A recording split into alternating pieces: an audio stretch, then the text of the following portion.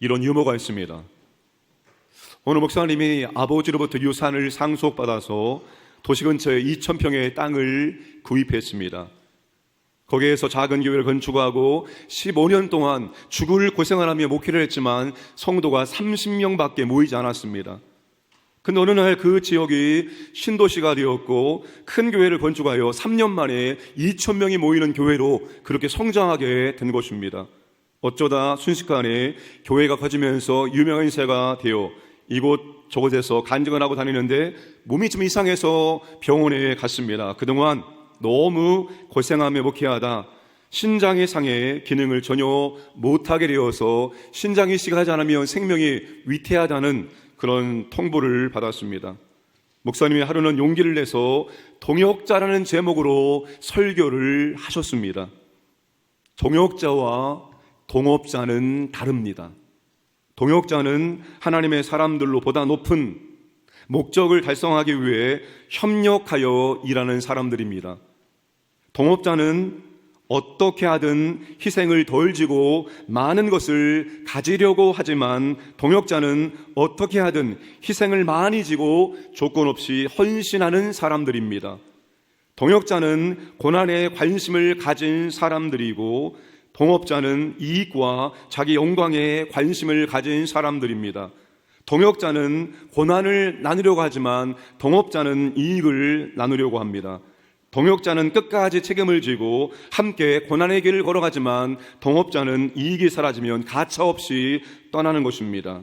여러분은 동역자입니까? 동업자입니까? 저와 함께 동역자로 이 교회를 섬깁시다. 그러자 성도들이 큰 소리로 아멘 하였습니다. 목사님의 설교를 이어갔습니다. 그리스도 예수 안에서 바울의 동역자들인 브리스가와 아굴라는 바울을 위하여 자신들의 목숨까지도 내놓을 정도였습니다. 우리 성도님들 그렇게 할 수 있는 줄 믿습니다 라고 하자 성도들은 아멘이라고 큰 소리로 화답했습니다. 이제 목사님이 용기를 더 내어서 이렇게 말합니다. 제가 여러분과 동역을 하다 신장이 못쓰게 되었습니다.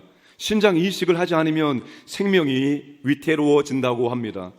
여러분들이 저를 동역자로 생각해 준다면 누가 제게 신장 하나 기증해 줄 분이 있습니까? 혹 제게 신장 하나 기증해 주실 분이 계시면 손을 들어보세요 라고 말했습니다. 순간 긴장과 침묵이 잠시 흐르고 여기저기서 한 사람 두 사람 손을 들기 시작했습니다. 급기야 그 예배에 참석했던 2,000명이 다 손을 들게 되었습니다. 정말 감동의 도가니가 되었습니다. 이 목사님 너무 감격이 되어 떨리는 목소리로 이렇게 말했습니다. 혹 이 중에 제가 어느 한 분을 택하면 나머지 분들이 상심할 수 있을 테니 한 주간 기도한 다음에 한 분을 선택하겠습니다. 드디어 한 주간의 시간이 흘러 주일이 되었습니다. 감사하게도 지난주에 참석했던 모든 성도가 빠지지 않고 예배에 다 참석했습니다. 목사님이 말했습니다. 여러분, 제가 한 주간 곰곰이 생각해 봤는데 아무래도 제가 직접 선택하는 것보다 제비 뽑기를 하는 것이 더 좋을 것 같습니다. 그리고는 오리털 하나를 꺼내 보내며 제가 이것을 불겠습니다. 이것이 날아가다가 그 사람에게 멈추는 사람, 그 사람에게 딱 걸리는 사람이 바로 선택받은 사람입니다. 그리고 이제 목사님의 강대상에서 오리털을 붙잡고 후 하고 불었습니다. 그 오리털이 오리 하면서 날아갑니다. 근데 그 오리털이 날아가면서 어디를 향해 날아가면 맨 앞줄에 앉아있는 장로님 머리 위로 날아갔습니다. 이 오리털이 날아오는 것을 바라보고 있던 장로님께서 아랫입술을 빼고 윗입술을 당기면서 최대한 당기면서 바람을 품으면서 아버지라고 합니다. 그랬더니 그 깃털이 날아가서 이제 뒤에 있는 권사님에게 날아갑니다. 권사님이 날아오니까 어떻게 했을까요? 그 권사님이 오 주여 라고 불렀습니다. 그랬더니만 그 오리털이 다리 뒤로 날아갔습니다. 지금도 그 교회에서는 아버지와 주여가 계속되고 있다는 말입니다. 여러분, 교회는 동역자가 필요하지 동업자가 필요한 것이 아닙니다.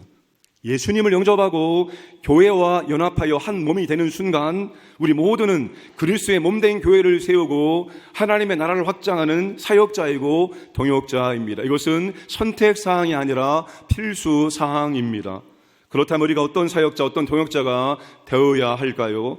바나바와 바울의 아름다운 동역을 통해서 답을 찾아보겠습니다. 첫 번째는 영혼과 교회에 대한 관심과 사랑이 있는 동역자입니다. 신약의 첫 번째 교회가 예루살렘 교회입니다. 그래서 예루살렘 교회를 원조 신약 교회라고 부를 수가 있습니다. 그렇다면 이방인 첫 번째 교회는 어떤 교회일까요? 바로 안디옥 교회입니다. 자, 안디옥은 오늘날 그림을 보여주세요. 터키의 남동쪽 지중해 해안 근처에 위치합니다. 저기 보이죠? 예루살렘 바로 우위로 쭉 올라가면 바로 수리아의 안디옥이 나옵니다. 여러분, 저 안디옥이 그 당시에 몇 명이 살았을까요? 무려 80만 명이 살았으면 지도 보여주세요. 로마 제국에서 로마, 그리고 알렉산드리아, 저기 구레네라고 보이죠? 그 옆으로 가면 애굽이 나오고 바로 위에 알렉산드리아라고 있습니다. 로마, 알렉산드리아, 그리고 세 번째로 큰 도시가 바로 안디옥이었습니다. 안디옥은 동방의 여왕 또는 동양의 로마라는 별명이 있을 정도로 도시의 위용이 대단했습니다. 행정구역상 로마의 직할시로 수리아주의 수도였습니다. 됐습니다. 안디옥의 이방인 최초의 교회가 어떻게 세워지게 되었을까요? 19절에서 21절까지 말씀 보겠습니다. 그때 스데반의 일로 일어난 환란으로 말미암아 흩어진 자들이 베네게와 구브로와 안디옥까지 이르러 유대인들에게만 말씀을 전하는데 그 중에 구브로와 구레네 몇 사람이 안디옥에 이르러 헬라인에게도 말하여 주 예수를 전파하니 주의 손이 그들과 함께 하심에 수많은 사람들이 믿고 주께 돌아오더라. 예루살렘 교회는 스데반 집사 순교로 큰 박해가 일어났습니다.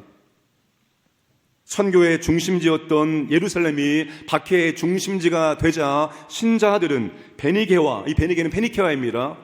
지금의 시리아 쪽에 있는 시돈과 두로 지역입니다. 그리고 구브로, 키프로스 섬입니다. 주중에 있는 섬. 안디옥으로 흩어졌습니다. 그 중에 구브로와 구레네 몇 사람들이 유대인에게만 복음을 전파하는 관례를 깨고 이방인들에게도 예수 복음을 전파했던 것입니다. 그런데 놀라운 사건이 일어납니다. 그들이 이방인들에게 예수님을 증거하자, 복음을 증거하자 예수님의 능력이 그들과 함께함으로 수많은 사람들이 믿고 주님께 돌아오게 되었습니다. 그들과 세계 선교의 교도부가 된 안디옥 교회가 세워지게 된 것입니다. 사랑하는 여러분, 이름 없는 무명의 평신도들이 안디옥 교회의 태동의 주인공이 되었습니다. 하나님이 그 유명한 안디옥 교회를 12사도를 사용하지 아니하시고 그리고 성령과 믿음이 충만한 7 집사도 사용하지 아니하시고 하나님의 이름도 없는 무명의 사람들을 통해서 그 유명한 안디옥 교회를 태동케 하셨다는 사실입니다.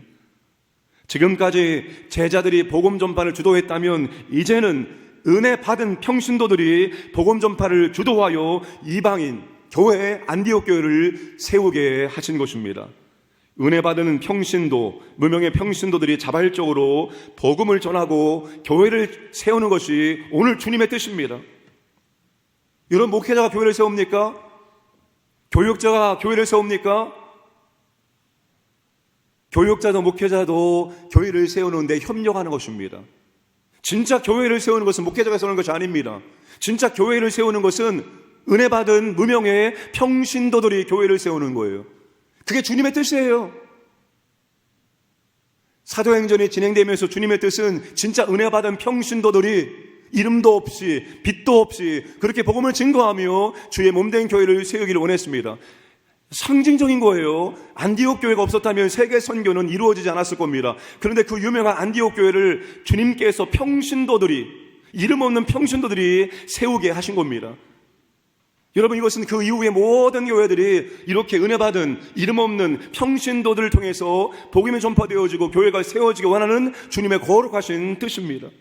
오늘 저와 여러분들이 정말로 이름 없이 빛도 없이 교회를 세우는 그런 믿음의 사역자 되기를 주님의 이름으로 축복합니다. 자, 이방 지역에 안디옥 교회가 세워졌다는 소식이 예루살렘 교회에 전해졌습니다. 여러분, 당시 이방인들이 예수를 믿고 교회가 세워졌다는 것은 헤드라인 뉴스로 나올 법한 놀라운 소식입니다. 예루살렘 교회 지도자들이 사실 여부를 확인하기 위해서 바나바를 안디옥에 파송했습니다. 이 바나바가 안디옥에 도착해서 확인하자 진짜였습니다. 23절 말씀을 함께 읽겠습니다. 그가 이르러 하나님의 은혜를 보고 기뻐하여 모든 사람에게 굳건한 마음으로 주와 함께 머물러 있으라 권하니. 바나바가 이르자 하나님의 은혜를 보고, 하나님의 은혜가 임한 것을 보고, 이 말의 의미는 하나님의 은혜가 지금 계속해서 임하고 있는 거예요. 하나님의 은혜가 멈추지 않고 계속 임하는 것을 보면서 바나바가 정말로 기뻐했습니다. 모든 사람에게 굳건한 마음으로 주님을 의지하라고 권면했습니다. 위로자라는 별명을 가진 바나바는 인성과 영성을 두루 갖춘 사역자로서 이 지금 막 생긴 이 교회를 목양하기에 적임자였습니다. 24절 말씀을 함께 읽겠습니다. 바나바는 착한 사람이요 성령과 믿음이 충만한 사람이라 이에 큰 무리가 주께 더하여지더라. 바나바의 착한 성품과 성령과 믿음이 충만한 영성 때문에 많은 사람들이 전도가 되고 있는 거예요. 하나님의 은혜도 임하고 있었고, 그러한 이 바나바의 이러한 모습 때문에 많은 영혼들이 지금 안디옥 교회에 몰려오고 있었습니다. 그 바나바의 사역으로 안디옥 교회는 더욱 든든히 세워지고 부흥하게 되었습니다. 교회가 급성장하자 바나바 혼자 많은 성도들을 가르치고 지도할 수가 없었습니다. 그때 바나바가 한 사람을 기억합니다. 바로 사도 바울이었습니다. 바울이 다메섹으로 가는 도중에 부활하신 예수님 만나고 회심하게 되었습니다. 바울이 회심한 이후에 아라비아 사막에 들어가서 3년의 시간을 보내고 다시 다메섹에 돌아와서 그때부터 본격적으로 예수님을 증거하기 시작했습니다. 그러나 유대인들이 배신자 바울을 죽이려고 했습니다. 결국 다메섹에서 더 이상 복음을 전하지 못하고 야밤 도주해서 예루살렘으로 갔습니다. 그러나 예루살렘에서도 유대인들은 바울을 죽이려고 했고 결국 바울은 예루살렘에서 도망쳐 고향 다소로 갔습니다. 바울이 회심 후에 1차 다메섹 사역과 2차 예루살렘 사역 모두 실패하고 고향으로 낙향한 것입니다. 그렇게 10년의 세월이 지났고 바울은 사람들의 기억 속에서 잊혀진 존재가 되었습니다. 그런데 바나바가 바울을 기억했습니다. 바나바가 바울을 기억한 이유는 한 가지입니다. 지금 안디옥 교회에 바울이 절실히 필요하기 때문입니다. 바나바는 바울을 찾아서 데려올 것을 결심하고 다소로 갔습니다. 25절에 바나바가 바울을 찾으러 다소에 가서, 바나바가 바울을 찾아 데려와서 공동 사역한다는 것은 여러분 인간적으로 개인적으로 결코 쉬운 일이 아닐 것입니다. 바나바는 안디옥 교회에서 인품, 영성, 사역에서 인정받고 있는 사역자입니다. 그런데 바울이 안디옥 교회에 오게 되면 어떤 일이 발생할 수 있을까요? 사역의 주도권이 바나바에서 사도 바울로 넘어갈 수가 있는 것입니다. 바울은 말씀에 대한 실력이 바나보다 뛰어났기 때문입니다. 바울은 초신자 양육을 넘어서 더 깊은 진리를 가르칠 수 있는 신학적 소양을 겸비한 사역자입니다. 그런 바울이 오게 되면 바나바에게 집중된 사랑과 존경이 양분되고 바울에게 넘어갈 수 있습니다. 그럼에도 불구하고 바나바는 바울을 안디옥 교회로 데려오기로 결심한 것입니다. 사랑하는 여러분, 이 이유가 무엇일까요?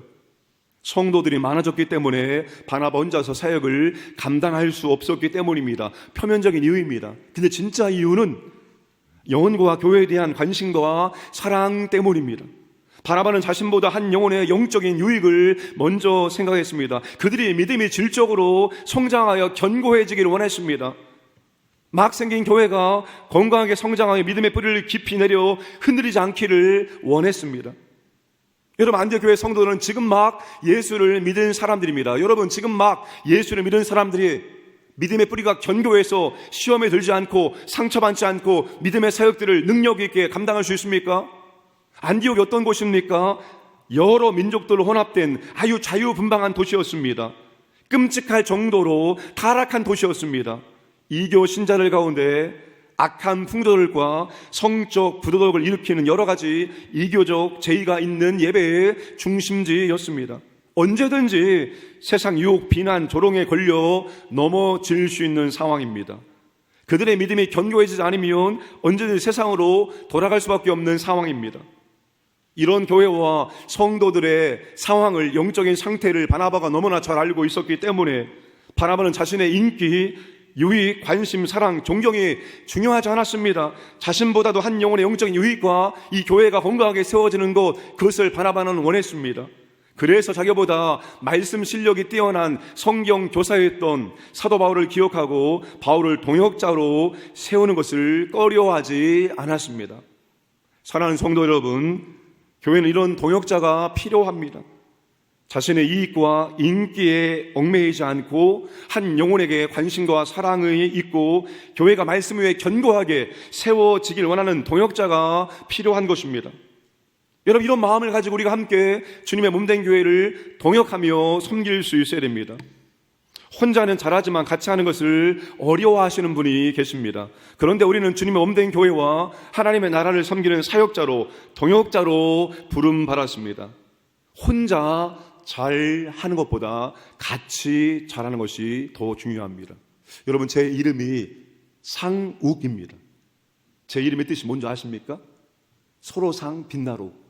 저는 그래서 제 이름을 이렇게 해석합니다. 내가 들어감으로 내가 있는 자리에 모든 사람들이 서로 빛나도록 만들자. 여러분, 혼자 잘하는 것보다 같이 잘하는 것이 더 중요하고 더 의미 있습니다.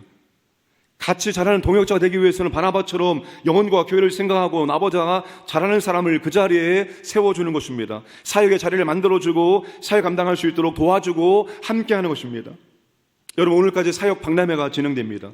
오늘은 교회 학교 주관으로 진행되고 있습니다. 교회 학교 영혼들을 섬길 동역자가 필요합니다. 아까 여러분, 많은 동역자가 필요하다는 것을 화면으로 보았습니다. 교회 사역은 건강한 로테이션이 이루어져야 됩니다. 건강한 로테이션.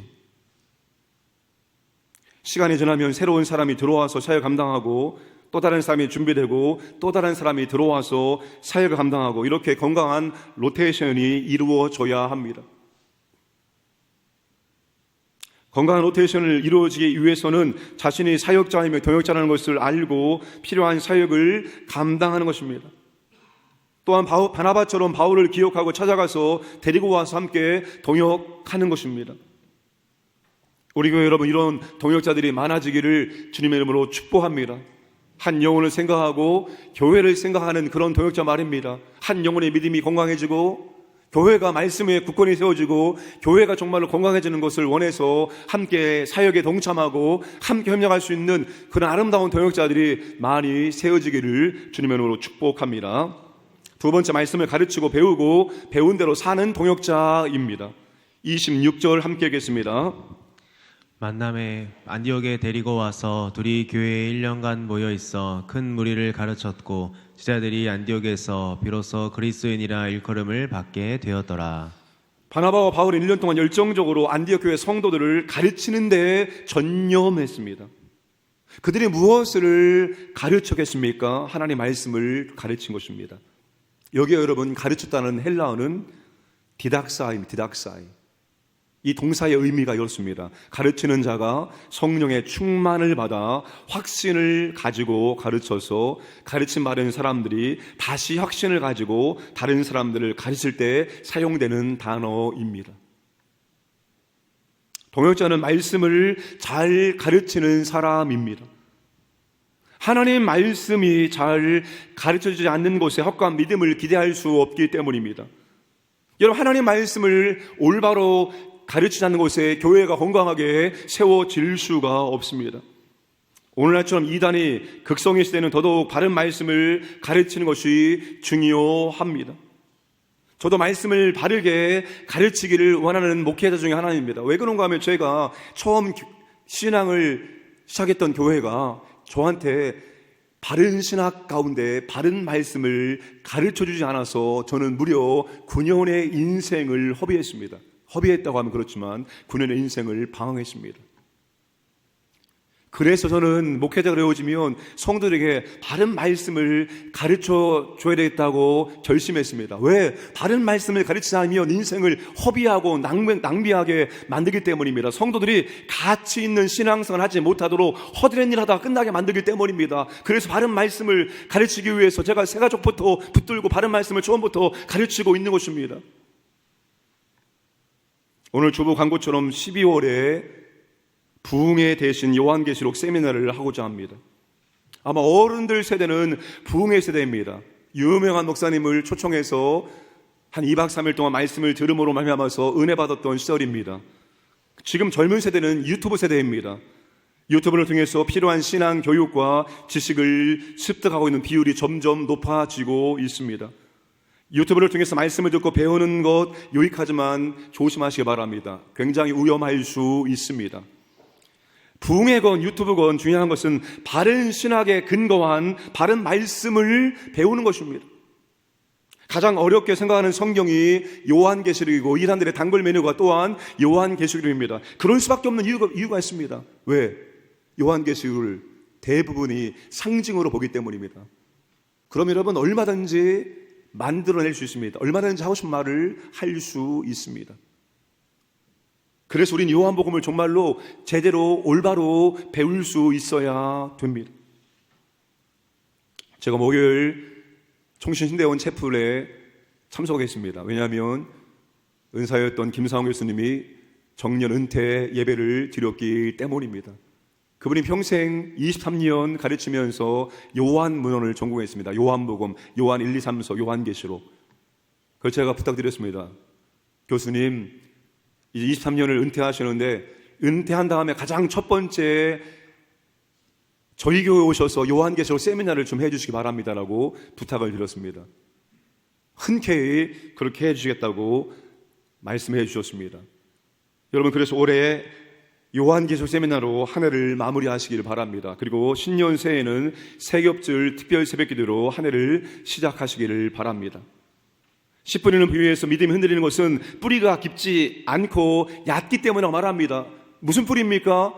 믿음의 뿌리는 말씀의 뿌리입니다. 말씀의 뿌리를 깊이 내리지 못하면 어떤 사람도 시험과 환난과 풍파 앞에서 견딜 수가 없습니다. 뿌리가 얕으면 여러분 바람 불면 뿌리채까지 뽑히게 되어 있습니다. 말씀의 뿌리를 깊이 내려야지만 어떠한 환난과 시험과 어려움도 우리는 너끈히 버틸 수가 있습니다. 그래서 여러분 말씀을 올바로 배우기 위해서 많은 시간을 우리가 투자해야 되는 것입니다. 말씀을 가르치고 말씀을 배워야 됩니다. 자, 바나바와 바울이 1년 동안 말씀을 집중적으로 가르친 경우와 놀라운 일이 일어났습니다. 26절 말씀 보시면 제자들이 안디옥에서 비로소 그리스도인이라 일컬음을 받게 되었더라. 1년 만에 이들이 급선정합니다. 성도들이 이제 제자들이라는 타이틀을 받습니다. 비로소 안디옥에서 그리스도인이라고 불려졌습니다. 안디옥 교회 성도들이 바나바와 바울에게 말씀 배우고 말씀을 배운 대로 살았더니 사람들이 그들을 가리켜서 그리스도인이라고 불렀다는 것입니다. 1년 만에 안디옥 교회는 성장을 넘어 그리스도인다운 성숙에 이르게 된 것입니다. 그리스도인이라는 말은 그리스도를 따르는 사람들, 그리스도에 속한 자들, 그리스도를 자기의 정체성을 삼는 사람들이라는 뜻입니다.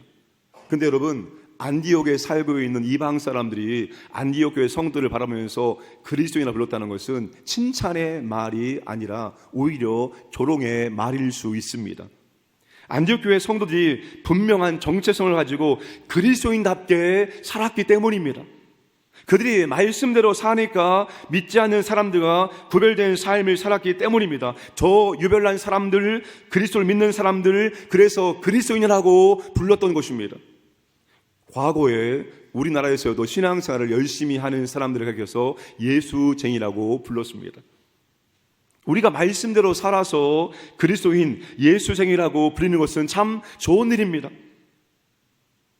우리는 성경 지식을 쌓기 위해서 말씀을 배우고 말씀을 듣는 것이 아니라 말씀대로 살기 위해서 말씀을 듣고 말씀을 배우는 것입니다. 예수님의 지상명령 마태복음 28장 19절에서 내가 너희에게 분부한 모든 것을 가르쳐 지키게 하라. 말씀을 지키도록 가르치는 것이고 말씀대로 살기 위해서 말씀을 배우는 것입니다. 그래서 제가 유튜브를 많이 듣는 분들에게 조심하라고 말하는 거예요. 여러분, 유튜브를 많이 들어서 많은 성경 지식을 알고 마음에 감동받는 것보다 그냥 주일날 설교 들으시고 한 가지라도 적용하는 삶을 사세요. 그것이 훨씬 더 유익하고 훨씬 더 믿음의 성장에 플러스 요인이 되어집니다. 말씀을 듣고 순종하지 않으면서 아무리 말씀 많이 들으면 뭐합니까? 감사 카드를 왜 쓰라고 합니까? 하나님 명령이니까요. 하나님이 뜻이니까요. 저는 어떻게 지도해야 됩니까? 여러분 알아서 하려면 하시고 말라면 마세요. 저는 그렇게 지도할 수 없어요. 왜? 주님이 저에게 너 말씀 가르칠 때 성도들이 말씀을 가르쳐 지킬 수 있도록 가르치라고 했으니까 저는 어떻게든지 여러분이 말씀대로 살 수 있도록 저는 할 수 있도록 그렇게 만들어내야 됩니다. 감사 카드를 만들어 쓰세요라고 그렇게 저는 가르쳐야 되는 거예요. 왜? 주님의 명령이 그거니까. 지식을 많이 쌓을 수 있도록 말씀 가르쳐라. 그것이 아니라 말씀대로 살 수 있도록 가르쳐라 했으니까 저는 어떻게든지 말씀대로 순종할 수 있도록 그렇게 말씀을 가르치고 목회하고 지도를 해야 되는 것입니다. 목사님 또 달달 볶네. 달달 볶여도 달달 볶이면서 쫓아오려고 애쓰십시오. 그러면 나도 모르게 믿음이 성장했어요. 너무 쉽네. 아이고 이건 그냥 누워 떠먹기네. 그런 믿음이 안 자랍니다. 여러분 훈련 받는데 훈련이 너무나 쉬워요. 너무나 쉬워. 이건 눈 감고 할 수 있어요. 그럼 훈련이 됩니까? 훈련 안 됩니다. 이거 너무 힘드네. 어렵네. 가지런히 찢어지겠네. 이런 느낌이 받으면서 그것을 하려고 쫓아가려고 할 때 나도 모르는 사이에 내 믿음이 성장해 있는 거예요. 그리고 제가 여러분 해보지 않고 저한테 여러분한테 하라고 하지 않습니다. 저는 감사 쓰기를 3년 지금 한 3개월째 하고 있어요. 매일같이. 많으면 10개 이상도 쓰기도 하고 적으면 5개를 씁니다.